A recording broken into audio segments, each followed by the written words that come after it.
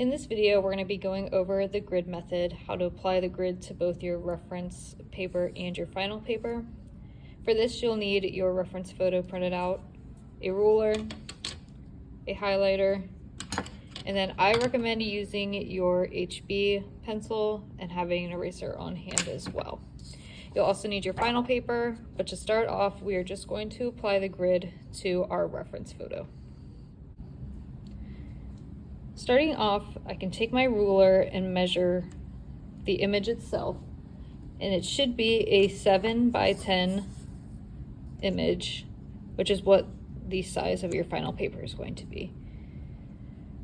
I'm going to go ahead and start applying my grid using the highlighter, and I'm only using the highlighter on my reference photo so that way I can better see the lines. On our final paper, we'll be using your HB pencil. So to start, I'm going to line my ruler up with the image itself, not the paper, because the paper is 8.5 by 11 and that is not the sizing that we need. So I'm lining up the edge of the ruler, and you can see that it is 10 inches across.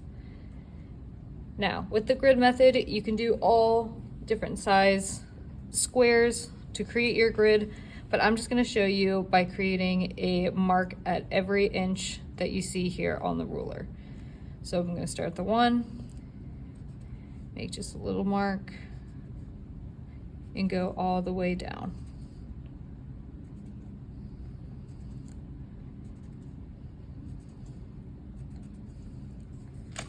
Then I'm going to do the same thing to the other side. So I'm going to line it up again. The edge, it is 7 inches. I'm going to make a mark at every inch.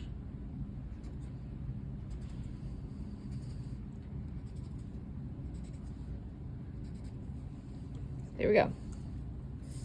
Now I'm going to use my ruler, and at every mark that I made, I'm going to go ahead and draw a line. Just going to line up my paper.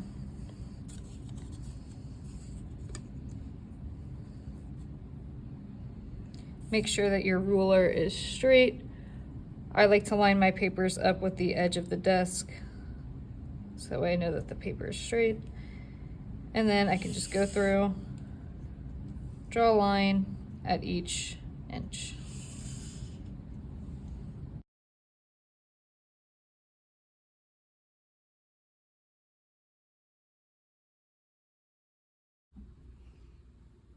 Now that I have my grid laid out on my reference photo, I can go ahead and move on to my final paper and do the exact same thing.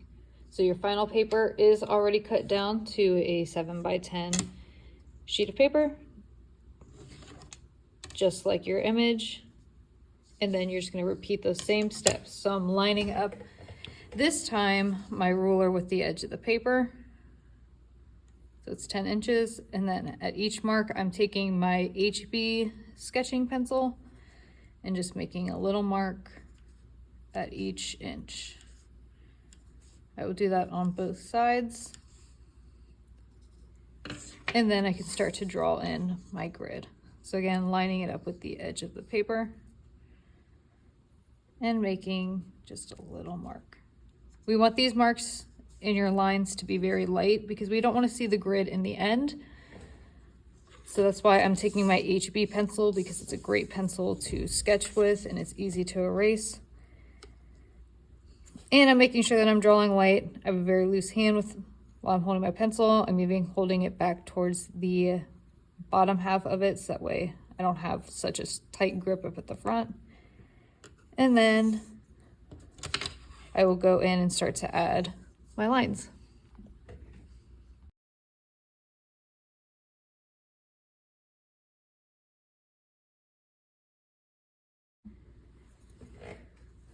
So now looking at both my reference image and my final paper, it should have the same amount of squares on each one. You want to double check that. You can just count how many are across the top and how many are going down. So I have 1, 2, 3, 4, 5, 6, 7, 8, 9, 10 across the top. 1, 2, 3, 4, 5, 6, 7, 8, 9, 10. And then it should be 7 going down. So 1, 2, 3, 4, 5, 6, 7. 1, 2, 3, 4, 5, 6, 7.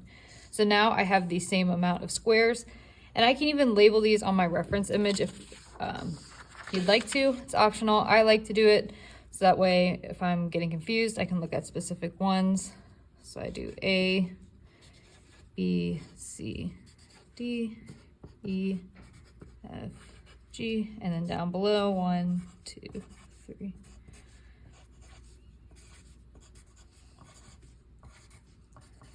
So now when I'm starting to draw in my face, I can start to look at specific ones. I can realize that my right eye mainly sits in D 6, 7, 8, and then E 6, 7, 8 as well. And I can use this to start to map out and start to lightly sketch in my face.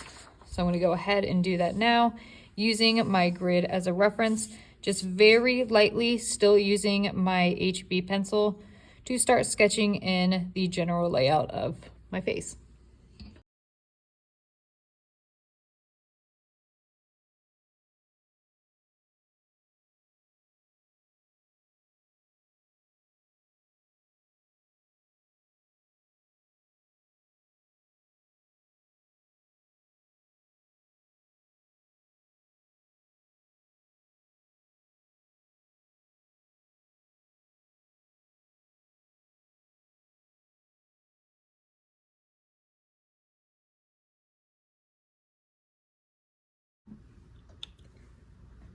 So now I've gone ahead and I've kind of just put in the basic general layout of where my eyes, eyebrows, and nose is going to go. You can tell my sketch in this portion is very simple. I'm not worried about adding any details quite yet. I just put in a basic shape for my eyebrows here. I'm not worrying about each individual hair. Same thing with eyelashes down here. That's going to be one of my last steps when I'm applying the charcoal to it, because it's a lot easier to put that base layer on, which we'll talk about here in the next video of charcoal, putting in that base layer, that foundation, that skin tone, and then adding the eyelashes on top of it, because it is so much darker compared to if I try to draw in those eyelashes now and I'd have to work around it to try to put in the skin tone. So I always like to work kind of backwards to forwards.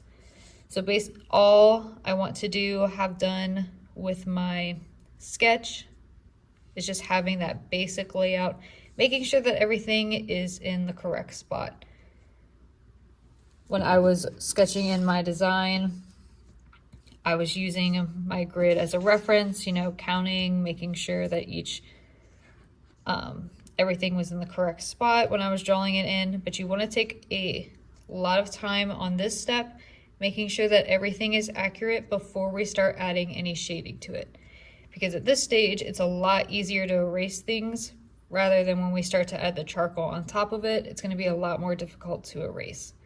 So you want to take your time on this step, and then in the next video, we will talk about applying the charcoal and start adding these shading values and details to your drawing.